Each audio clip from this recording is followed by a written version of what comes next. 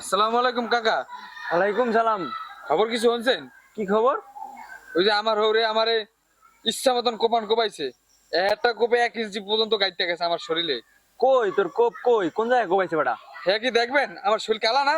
হ্যাঁ কি ব্যাগ ফুটে ওঠে? এখন আমি নিয়ত করছি আমার শ্বশুরের নামে আমি শিশু নির্যাতনের মামলা করে দিন। শিশুটা কেটারে? আমি তুই শিশু কেমনে বেটা? ওই শিশুর মতনই আর কি।